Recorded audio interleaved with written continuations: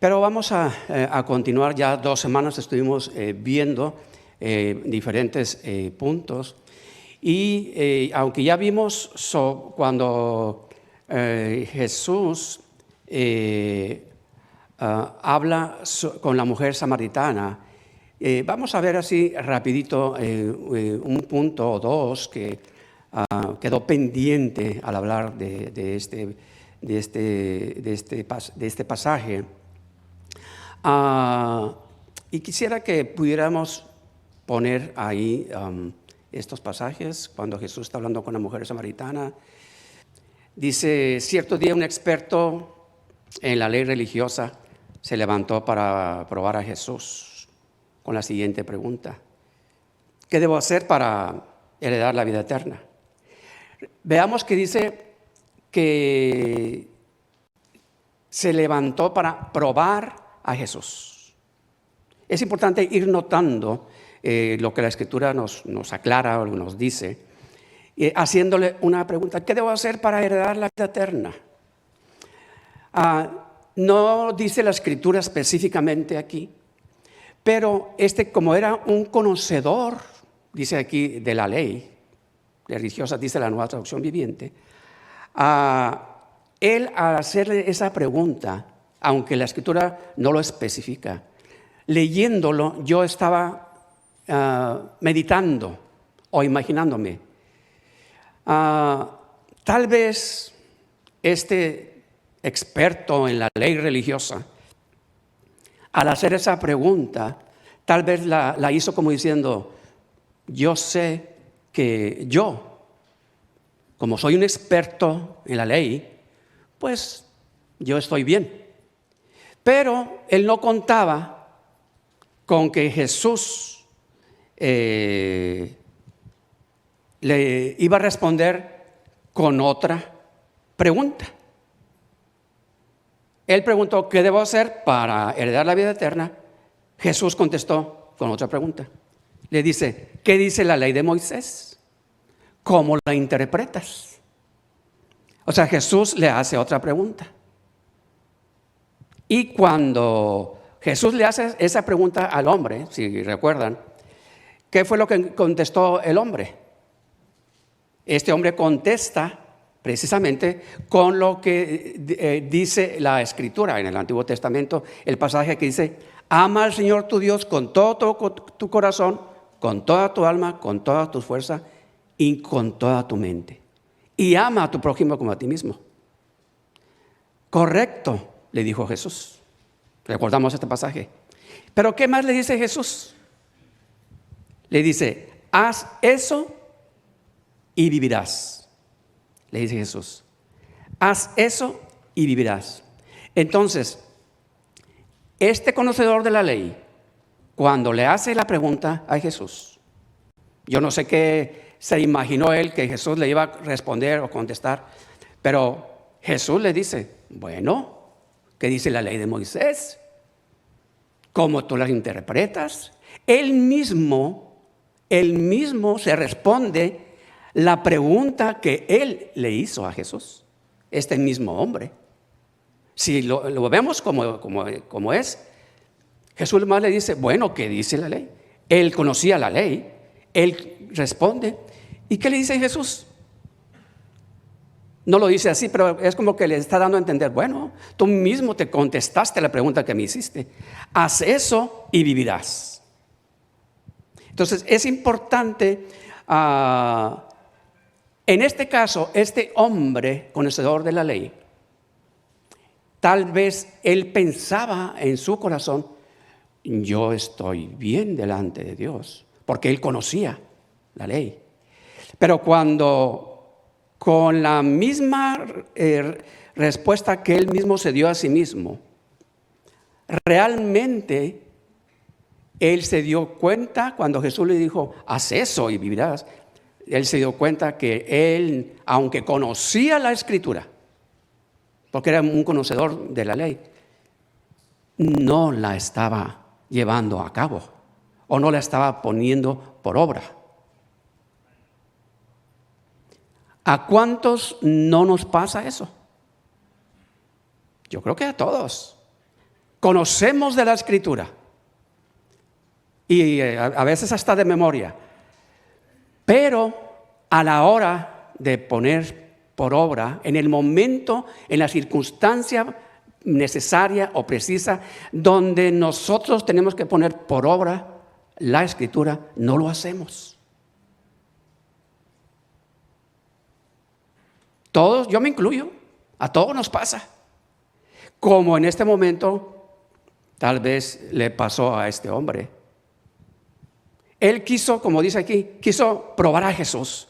Le voy a hacer esta pregunta, tal vez en una forma como diciendo, yo soy conocedor aquí, yo aquí conozco la Escritura. Pero ¿qué sucedió? Él mismo se respondió con la misma Escritura.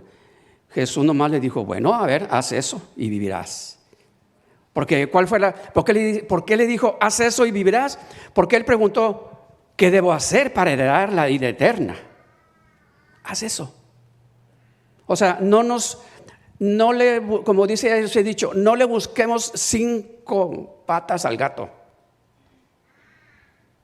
Ahí está, muy sencillo, haz eso y vivirás. Entonces,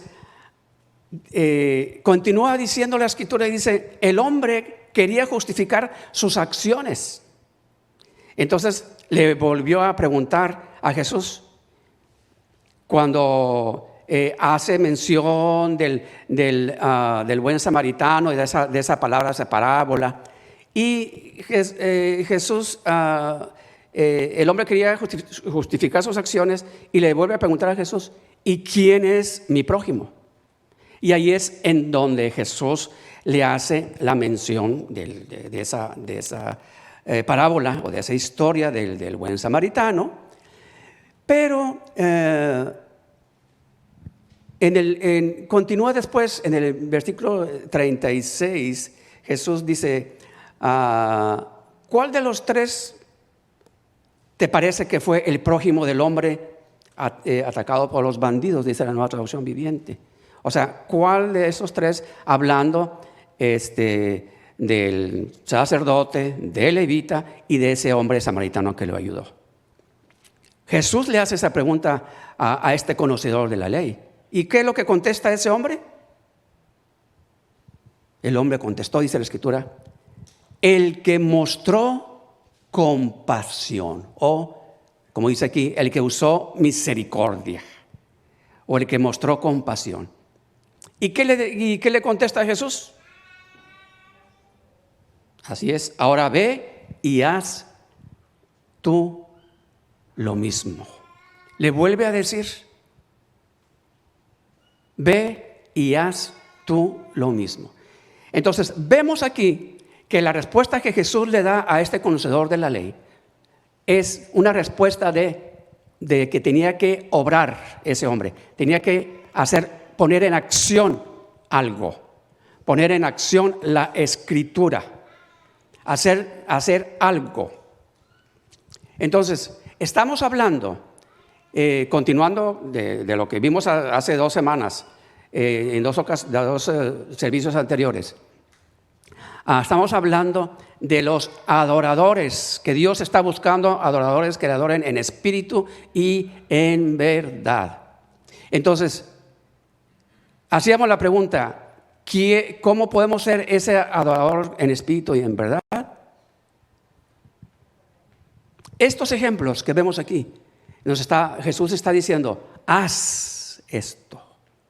Ahora, este ejemplo, para quienes estamos buscando ser ese adorador en espíritu y en verdad, si nosotros no estamos haciendo eso que Jesús le está diciendo a este hombre conocedor de la ley, si nosotros no estamos poniendo por obra esto, igualmente nosotros no vamos a poder llegar a ser ese adorador que busca adorar a Dios en espíritu y en verdad. Amén. No se trata de algo solamente en lo exterior, o no se trata solamente del conocimiento, como lo hemos estado repitiendo, sino que tenemos que poner estar poniendo por obra lo que la Escritura nos habla. No hay de otra. No hay otra. Si nosotros no estamos poniendo por obra el amar al prójimo, si nosotros actuamos como actuó el sacerdote, si nosotros estamos actuando como actuó el que ayudaba en el templo, el levita, si estamos actuando como ellos conocían, ellos estaban actuando, haciendo lo que les correspondía hacer en el templo, pero su vida, su corazón estaba apartado de la voluntad de Dios. Por eso Dios le pone ese ejemplo de esa parábola del buen samaritano. Dios le está diciendo, le está contestando a ese conocedor de la ley. De alguna manera Jesús le está diciendo, sí, tú conoces mucho de la ley, pero no estás siendo obediente. Por eso, esos adoradores que Dios está buscando, que le adoren en espíritu y en verdad, tenemos que tener bien presente que no podemos hacer a un lado nuestra conducta, nuestras intenciones, nuestra comunión con Dios. Como lo hemos estado diciendo, no podemos. Esto es un modelo de vida. Es un modelo de vida, es algo que tenemos que estar viviendo el día con día. Y eso solamente lo podemos hacer cuando logramos tener esa comunión todos los días con el Señor. Todos los días. No me estoy refiriendo que tenemos que levantarnos y ponemos a estudiar la Biblia ahí 1, 2, 3 horas. No me estoy refiriendo a eso. Sino sí podemos tener esa comunión con el Señor todos los días. Podemos leer la Escritura temprano en la mañana, tarde en la noche, cada quien como se acople su horario. Pero la comunión con el Señor podemos tenerla durante el día. Trabajando, en todo momento, estar en comunión con el Señor. Estar platicando con Dios. Eso es algo que todos podemos hacer. Es algo que todos podemos hacer.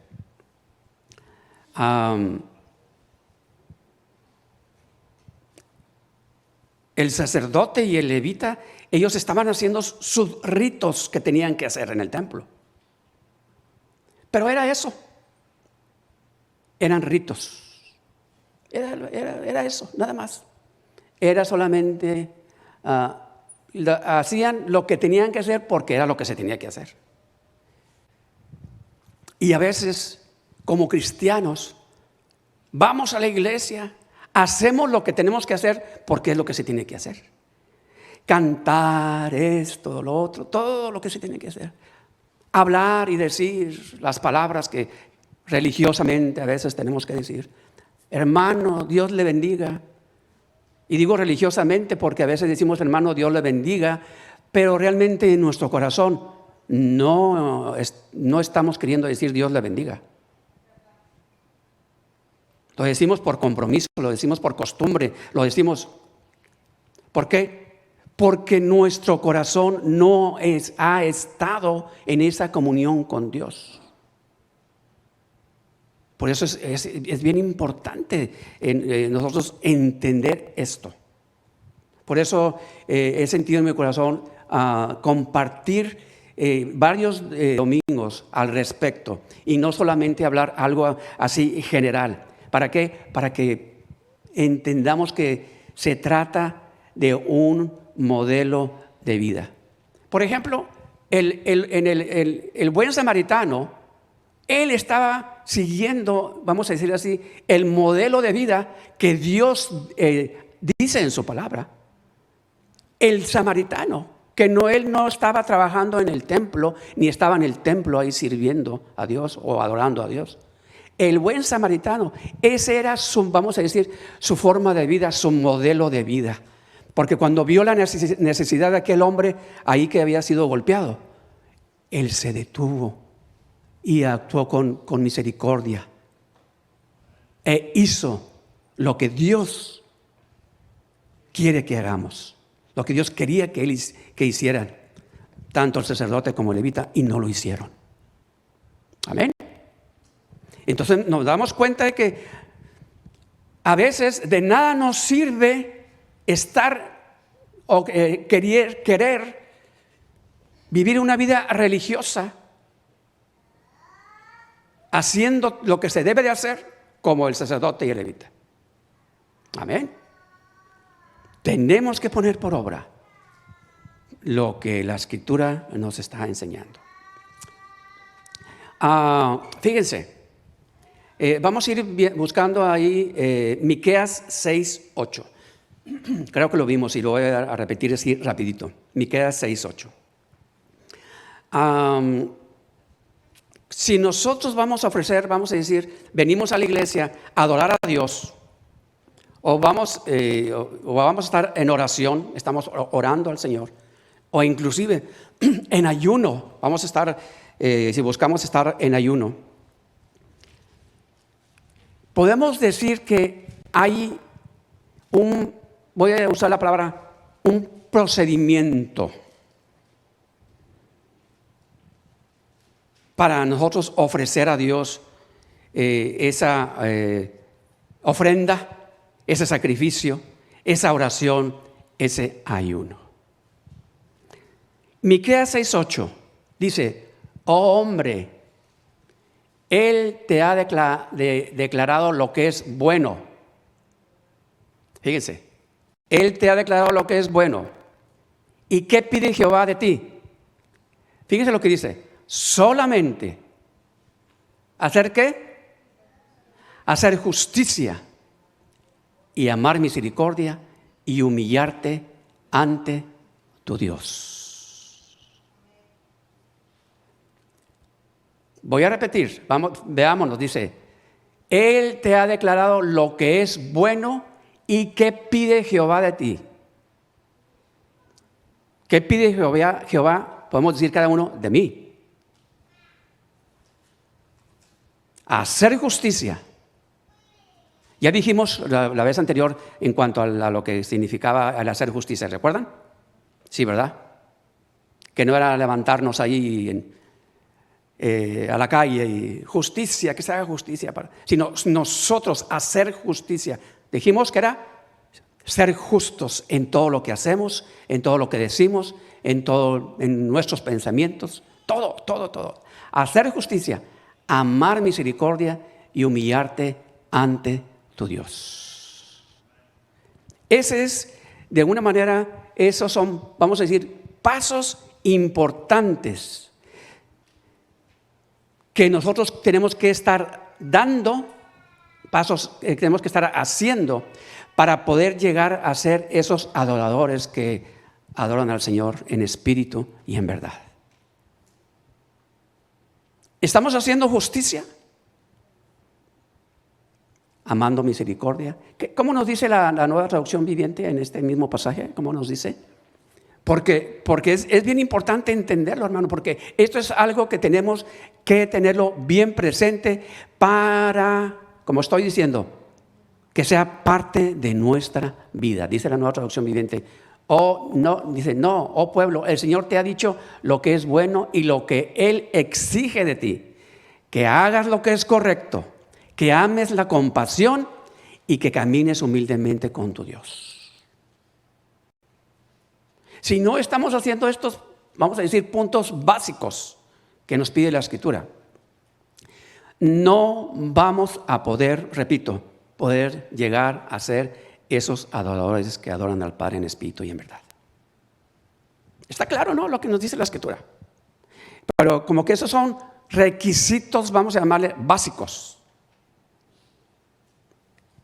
Amén. Sí, se entiende, ¿verdad? Amén. Así es que eso es importante, entenderlo. lo que nos dice aquí Miqueas, el profeta. Esos son puntos bien importantes que tenemos que entenderlos y que debemos estar poniéndolos por obra. Así es que,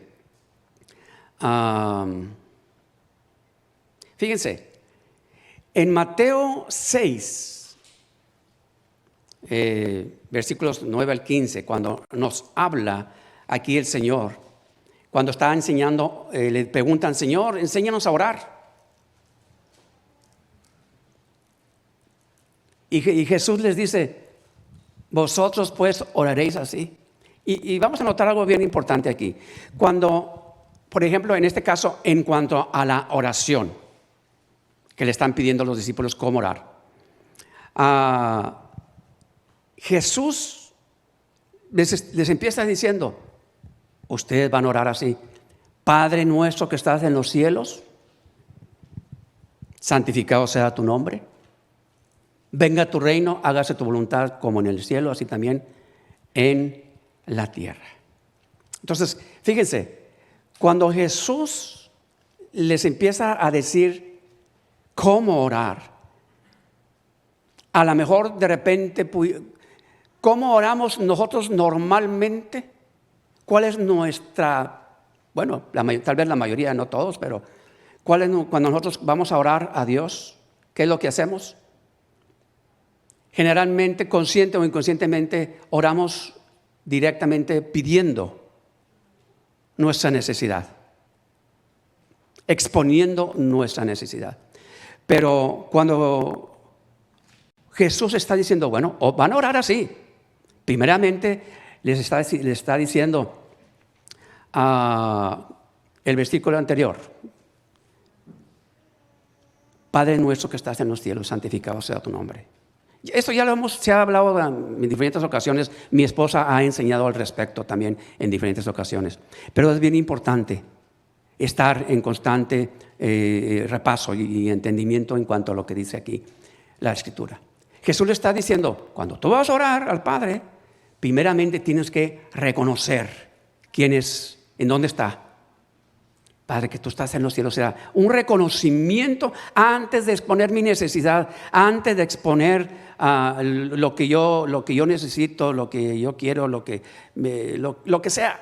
Antes que eso es entrar reconociendo al Padre que estás en los cielos. Santificado sea tu nombre. Y luego, ¿qué dice? Venga tu reino. Cuando está diciendo venga tu reino, ¿ahí que estamos reconociendo? Que Él va, su reino, venga a mí. O sea, quiere decir que Él va, le estoy diciendo, Señor, gobierna tú en mi vida. Eso es lo que está diciendo. Entonces, estamos poniéndonos delante de Dios cuando vamos a orar, diciéndole, Señor, gobierna tú mi vida. Haz tu voluntad en mi vida. Así como lo haces en el cielo, también así en la tierra. ¿Y cuál dice que dice el 11? Y entonces ya después entra con las necesidades. Entonces, aquí Jesús nos está enseñando primero a buscar la gloria del Padre, el cumplimiento de su voluntad para nuestras vidas. Y después, una vez que ya nosotros reconocemos eso, ya podemos entrar a pedir, a exponer nuestra necesidad. Entonces, es por eso importante entender esto. Y cuando nosotros lo aprendemos y es parte de nuestra vida, ir poniendo por obra todos estos puntos, nuestra vida espiritual va a estar en otro nivel. Muchas veces en nuestra vida espiritual no avanzamos o no maduramos porque no ponemos en orden lo que la Escritura nos enseña que tiene que ir por orden. Amén. Y parece que no, pero ahí está y es con un propósito. Amén. Ahora dice, regresando con la mujer samaritana, allá en Juan 20:21, cuando dice: la hora viene cuando ni en este monte ni en Jerusalén adoraréis al Padre. Jesús está hablando y diciéndole que iba a llegar un momento, una hora, donde ya no se iba a adorar al Padre vamos a decir, en un lugar determinado. Le está diciendo a la mujer, Jesús le está anunciando un cambio. La mujer dice, es que para adorar tenía que ser en ese determinado lugar, en el templo. Pero Jesús le está anunciando, anunciando un cambio. Estaba llegando la hora de un cambio, de cómo se iba a adorar. Ya no era en un lugar específico. Sí, nosotros nos reunimos aquí, sí, para adorar al Padre, es cierto, es un lugar específico. Pero como estamos diciendo, no venimos a adorar al Padre solamente aquí el domingo. Estamos diciendo todos los días donde andemos, ahí podemos estar adorando al Padre. Jesús le está diciendo, va a venir, va a haber un cambio. Y ese cambio, ¿cuándo empezó? Marcos 15:38. Lo dijimos hace unas semanas. ¿Ese cambio cuándo empezó? Porque recuerdan lo que nos dice aquí Marcos 15:38. Entonces el velo del templo se rasgó en dos, de arriba abajo. ¿Y qué dice?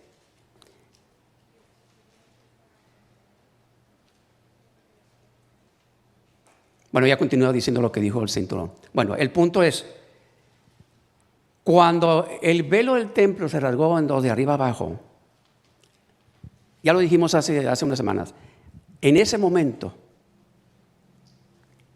¿qué dijimos que significaba que el velo del templo se rasgó de arriba abajo? ¿Recuerdan? ¿Qué significaba? Que el lugar santísimo, o sea, el entrar a la presencia de Dios, era para todos. Ya no solamente el sumo sacerdote, y no solamente como era en aquel entonces, era una vez al año entraba el sumo sacerdote. Una vez al año, al lugar santísimo. Y primero tenía que hacer ofrenda por sus pecados y luego por los pecados de los demás. Pero cuando hace mención la Escritura de que el velo se rompió, a partir de ese momento, ya todos tenemos entrada, como lo hemos estado diciendo, a la presencia del Padre. Todos. Pero sí implica. ¿Qué es lo que dice? ¿Recuerdan qué es lo que dice la Escritura? El sumo sacerdote para entrar a ese lugar santísimo. ¿Cómo entraba? ¿Recuerdan? Que estaba atado, ¿verdad? En un pie le ataban un cordón ahí.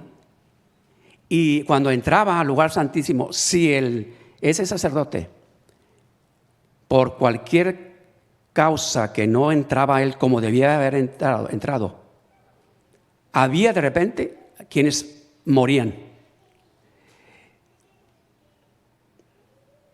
Y entonces, ese amarre que le hacían en un pie, si moría, lo jalaban de ahí. ¿Y por qué moría el sacerdote cuando entraba a la presencia de Dios? Porque no había entrado con un corazón limpio, podemos decirlo así. Ahora nosotros Estamos diciendo que entramos y podemos entrar a la presencia de Dios. ¿Ustedes creen que si Dios continuara haciendo lo que hacía con los sumos sacerdotes que no estaban limpios? Yo creo que ya ninguno estuviéramos aquí, ¿verdad? A todos nos hubieran jalado de ahí del cordoncito, ¿verdad? Pero Dios en su misericordia nos tiene todavía aquí. Nos da la oportunidad de continuar para que podamos ir madurando, creciendo, avanzando. En aquel entonces era diferente. ¿Por qué? ¿Por qué nos da a nosotros la oportunidad? Porque ya Dios no nos ve a nosotros, sino ve a Cristo en nuestro lugar. Abogado tenemos para con el Padre. Por eso ya no nos tienen que sacar ahí del cordoncito. Amén. Todos nosotros somos ahora ese templo para el Señor. Por eso todos podemos entrar y ministrar a Dios, adorar a Dios, como lo hacía solamente el sumo sacerdote en aquel entonces. Ahora todos. Y ya no es necesidad de ir a un templo específico, porque nosotros somos ese templo para el Señor. Como nos lo dice Efesios 2, 19 al 22, en la Nueva Traducción Viviente, así rapidito quiero verlo, porque es bien importante. Efesios 2, 19, como nos dice, así que ahora ustedes los gentiles, ¿quiénes son los gentiles? Nosotros. ¿Quiénes son los gentiles? Todo aquel que no es judío, que no había nacido judío. Gentiles somos todos los demás. Nosotros no nacimos judíos. Ahora ustedes, los gentiles, ya no son unos desconocidos ni extranjeros. Son ciudadanos junto con todo el pueblo santo de Dios. Son miembros de la familia de Dios. Amén. Y luego dice, juntos constituimos su casa, la cual está edificada sobre el fundamento de los apóstoles y los profetas. Y la piedra principal es Cristo Jesús mismo. Estamos cuidadosamente unidos en Él y vamos formando un templo santo para Él. ¿Se dan cuenta? Vamos formando un templo santo para Él. O sea, nosotros vamos formando ese templo. No es el templo físico, material. Nosotros como el cuerpo de Cristo. Por eso dice que la piedra angular es Cristo. ¿Qué dice? Por medio de Él, ustedes los gentiles también llegan a formar parte de esa morada donde Dios vive mediante su Espíritu. Amén. Nosotros somos parte de ese templo. Dice, por medio de Él. Amén. Así es que, ahora, continuando, fíjense,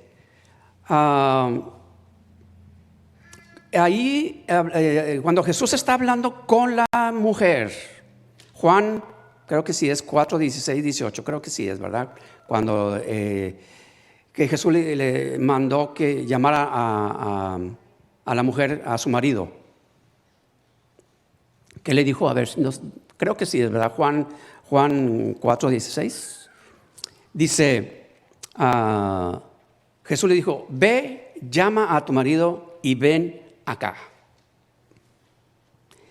Cuando hace mención de que Jesús le dice a la mujer que llame a su marido y que venga, yo estaba meditando, ¿por qué Jesús por qué le dice a la mujer, ve, llama a tu marido y ven? Porque yo lo había leído muchas veces, pero estaba meditando.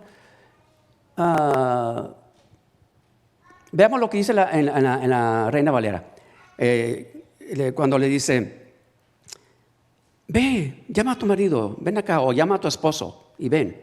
Yo meditaba, bueno, ¿por qué Jesús le le dice a la mujer, trae a tu esposo. Jesús sabía la condición en que esa mujer estaba viviendo, ¿no es así? Jesús sabía todo, porque Dios sabe todo nuestra vida, pasada, presente y futura. Dios lo sabe. Como dice la Escritura, aún lo que hay en nuestros pensamientos, Dios lo sabe. Entonces, cuando Jesús le dice, ve, llama a tu marido y ven acá. Dios le dijo a esa mujer que hiciera eso, porque cuando la mujer responde en el 17, ¿qué dijo la mujer? No tengo marido. Ahí la mujer fue sincera, porque pues, vamos a decir, puede ser una mujer o puede ser un hombre, es igual. O un hombre, ve y trae a tu mujer. No tengo mujer. ¿Qué sucedió ahí? La mujer fue sincera y dijo, no tengo marido. ¿Y qué le dijo Jesús? Bien, has dicho, no tengo marido. Él le dijo, bien has dicho, no tengo marido. O sea, estás siendo sincera, estás reconociendo que tú no has tenido marido. ¿Y qué le dijo el 18? Porque sí, dice, usa la palabra maridos, pero no era así. 5 maridos has tenido. O tal vez podríamos decir, 5 hombres has tenido, porque no habían sido sus maridos. Y el que ahora tienes no es tu marido. Le dice Jesús, esto has dicho con verdad. ¿Qué le dijo la mujer? Señor, me parece que tú eres profeta. Porque cuando Jesús le empieza a hablar de su vida íntima, de su vida, la mujer se quedó asombrada. Esto puso al descubierto la vida que la mujer estaba viviendo. A partir de la pregunta que le dijo Jesús, de lo que le dijo Jesús, ve, trae a tu marido. A partir de eso, sale todo lo demás. Queda al descubierto la vida que la mujer estaba llevando. ¿Y fue necesario hacerlo así? El Señor sabía. ¿Por qué? Porque antes de que pudiera ofrecer, vamos a decir así, un tipo de adoración que agradara a Dios. Porque la mujer hablaba de que iban al templo a adorar. Y Jesús se da cuenta que si la mujer iba a adorar, no lo estaba haciendo en el orden correcto. Entonces, vamos a decir así, Dios la confronta, vamos a decir, con su pecado, con su vida que ella estaba viviendo. Queda expuesto lo que había en el corazón de ella, porque había vivido con 1, con 2, con 3, con 4, con 5 hombres, con 6. Estaba viviendo con diferentes. Estaba exponiendo Jesús, o le estaba haciendo ver a ella lo que había en su corazón y cómo ella estaba orando. Ahora, hay otro punto bien importante. El propósito de Jesús no era solamente exponerla, vamos a decir, su vida o su pecado. Ese no era el principal propósito de Jesús, de que ella se sintiera avergonzada. La expuso, sí, para que ella se diera cuenta, sí. Vemos cómo más adelante Jesús se revela a ella cuando le dice, yo soy el agua viva. Le está diciendo a ella,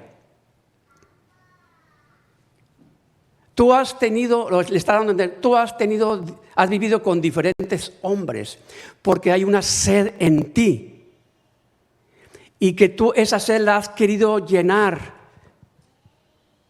o saciar, estando con un hombre, con otro. O podemos decir al hombre, has querido saciar tu vida estando con una mujer, con otra y con otra y con otra. Esto es para hombre y para mujer.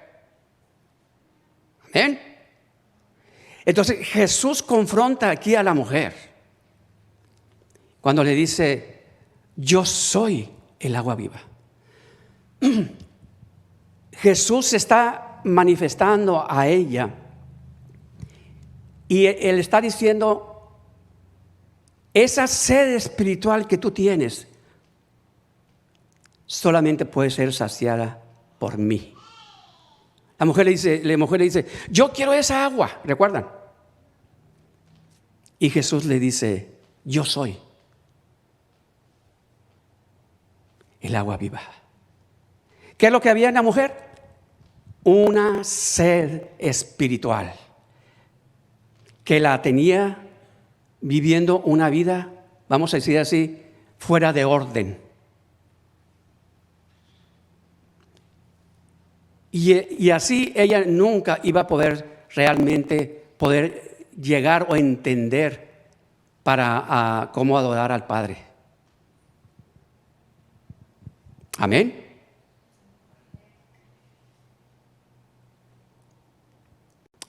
Y eso muchos de nosotros, aún hasta el día de hoy, nos sucede.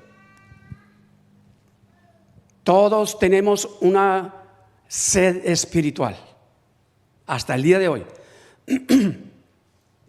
A veces pensamos que nada más los que no son cristianos, los del mundo, ellos son los únicos que tienen necesidad, tienen esa sed y esa hambre espiritual. No, claro que sí, los que no conocen a Jesús, claro que sí, pero aún los que estamos dentro de la iglesia y que tenemos años, todavía hay quienes, sin darnos cuenta, seguimos teniendo esa sed espiritual. No estamos siendo saciados. Y aunque conocemos de la palabra, aunque conocemos de la Escritura, todavía nuestra vida andamos de aquí para allá. Todavía andamos en la carne, como se dice. Todavía no hemos entendido el significado de la Escritura, de la palabra que ya conocemos, tal vez aquí, y tenemos aquí, pero no ha llegado hasta acá. Amén. Eso sucede dentro del pueblo de Dios en todo el mundo. Sigue sucediendo, sigue habiendo esa sed espiritual. A veces pensamos, sí, leemos, sí, pues la mujer, ella, samaritana. Sí. No, nosotros mismos, el pueblo de Dios en todo el mundo, en diferentes aspectos de nuestra vida, seguimos todavía sedientos espiritualmente hablando. ¿Ustedes creen que esa mujer, después de que tuvo ese encuentro con Jesús, volvió o siguió teniendo más hombres? No dice la Escritura, pero claro que no. Después de que ella tuvo ese encuentro con Jesús, su vida fue 100% transformada. Y esa mujer ya no volvió a andar para acá y para allá, con uno y con otro y con otro y con otro. Esa mujer pudo saciar su sed.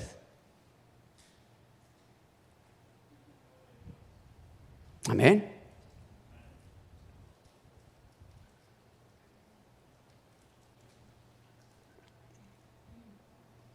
Preguntábamos la vez anterior, ¿nos consideramos nosotros que somos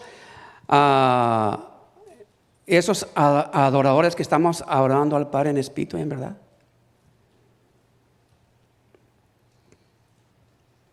¿Nos consideramos que lo estamos pudiendo hacer?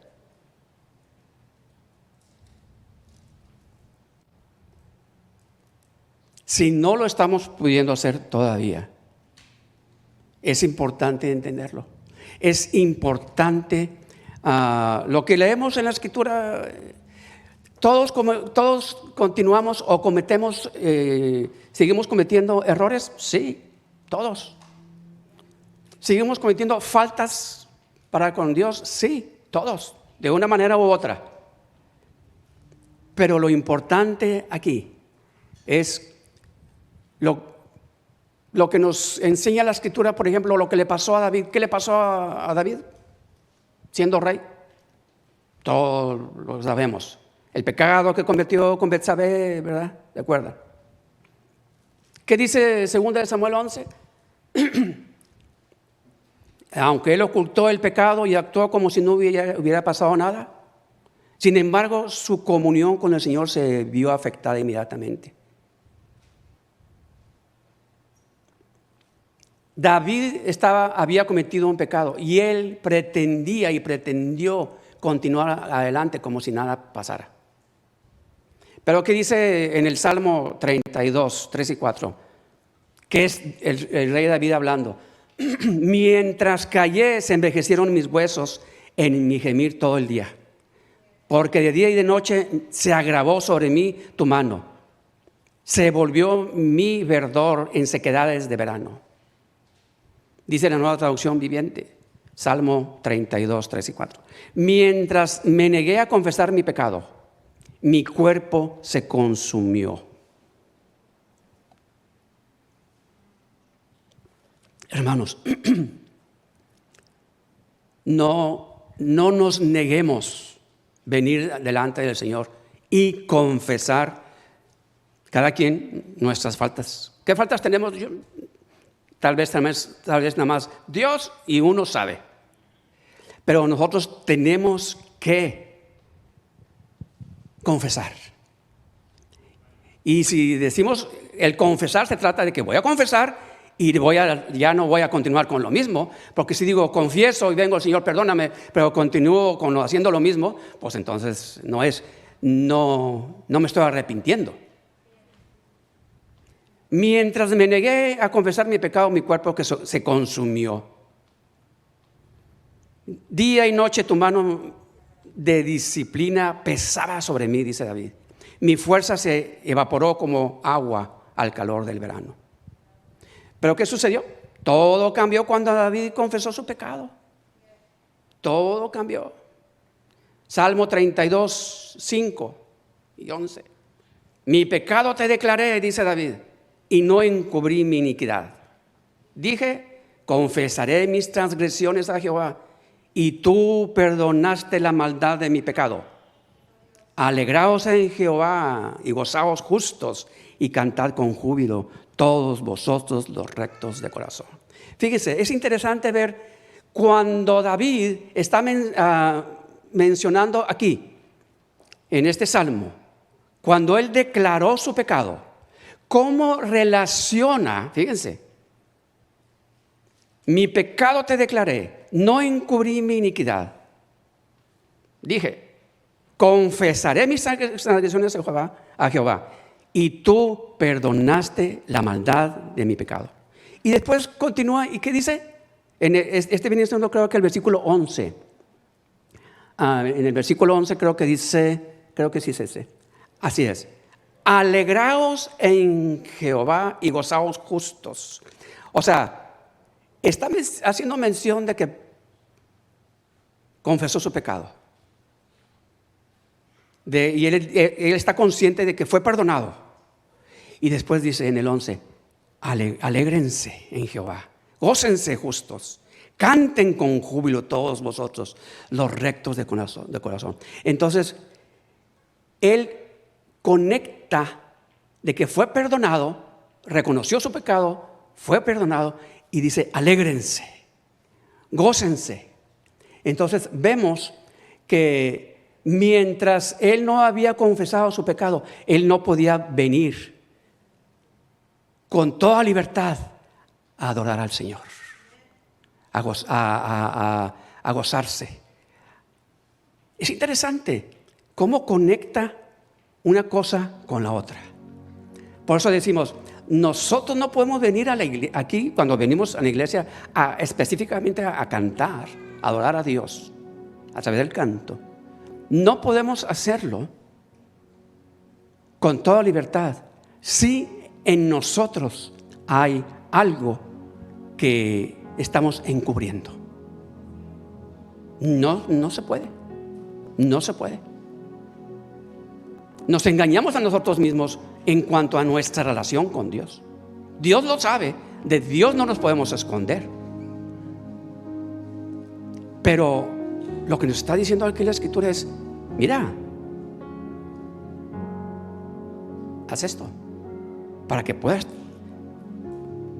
alegrarte en Jehová, para que puedas gozarte. Los verdaderos adoradores adorarán al Padre en espíritu. Ya vamos a acabar. En espíritu y en verdad.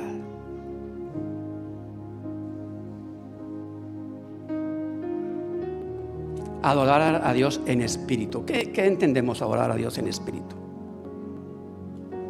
Como que está así, como decir una definición así específica, unas palabras, no es tan sencillo, no es así. Pero ¿qué podemos entender cuando está diciendo adorar a Dios en espíritu? ¿Qué entendemos?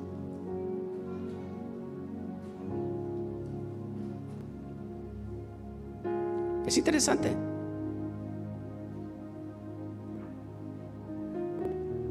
Cuando alguien viene a adorar a Dios, hablando a través en este caso del canto, y no ha tenido ese encuentro con Jesús,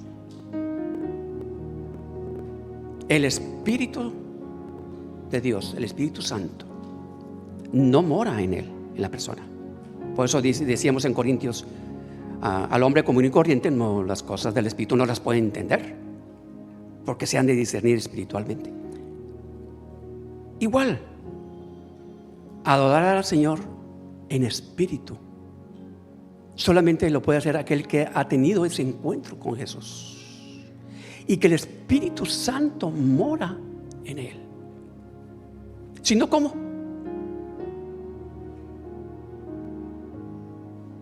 ¿El Espíritu Santo mora en ti? Sí. ¿El Espíritu Santo mora en ti? Sí. Dice la Escritura que desde el momento en que nosotros tuvimos ese encuentro con Jesús, y ya hay evidencias del cambio en nuestras vidas. Ese cambio solamente es posible cuando el Espíritu Santo ha venido a morar en nosotros. Entonces, una parte importante es adorar a Dios en espíritu. Solamente es porque nosotros hemos decidido y hemos entregado nuestra vida a Jesús. Y entonces podemos hacerlo en espíritu.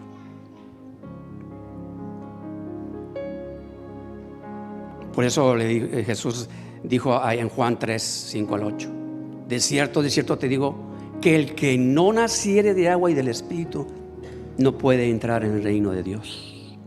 Lo que es nacido de la carne, carne es; lo que es nacido del Espíritu, Espíritu es.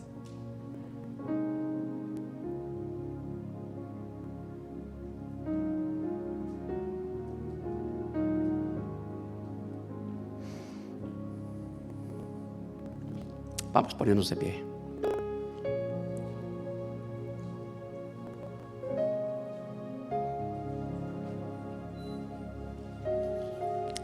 Dijimos, saben que cuando venimos a orar a Dios, cuando venimos a orar al Señor,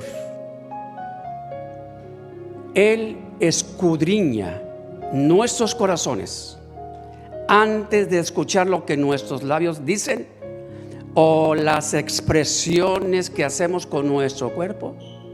Antes que cualquier cosa, Dios está escudriñando nuestros corazones.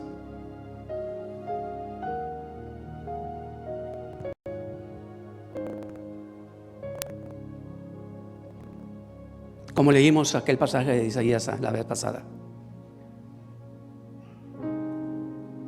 Porque este pueblo se acerca a mí, con su boca y con sus labios me honra, pero su corazón está lejos de mí.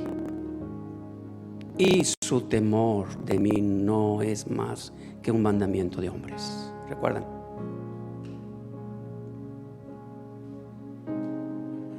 Tal vez puede ser posible que nosotros inclusive hasta nos arrodillemos.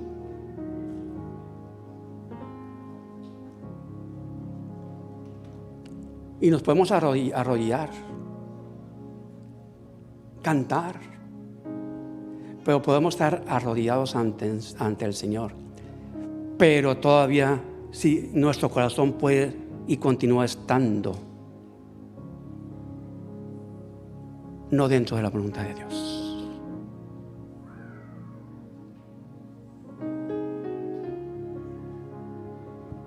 Por eso es bien importante ir entendiendo todo esto, ir entendiéndolo.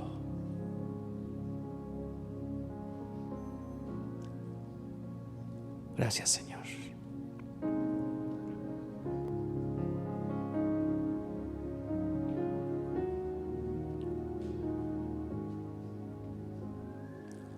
Adorar al Padre en espíritu y en verdad. ¿Cómo adoramos al Padre en verdad? ¿Qué podemos entender estar adorando al Padre en verdad? Cuando dice en espíritu y en verdad. ¿Será que podemos estar adorando al Padre no en verdad? ¿Se puede? Sí. Pero dice en espíritu y en verdad.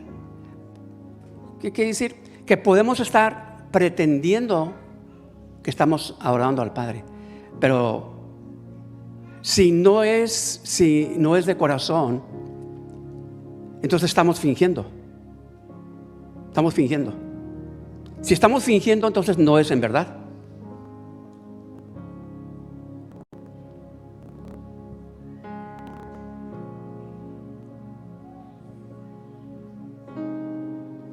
Por eso se dice Colosenses 3:16, cantando con gracia en vuestros corazones al Señor con salmos e himnos y cánticos espirituales.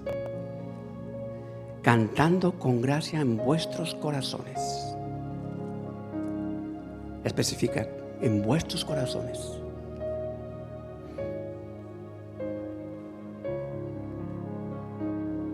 Y terminamos con esto. Lo que nos dice Gálatas 5:16 y 17.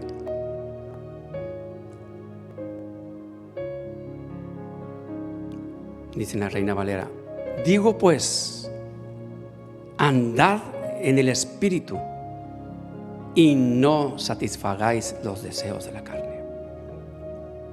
Porque el deseo de la carne es contra el Espíritu y el del Espíritu es contra la carne. Y estos se oponen entre sí para que no hagáis lo que quisieres. Entonces, hermanos, para poder llegar a ser esos adoradores que adoran al Padre en espíritu y en verdad, nos dice aquí la Escritura: andad en el Espíritu y no satisfagáis los deseos de la carne.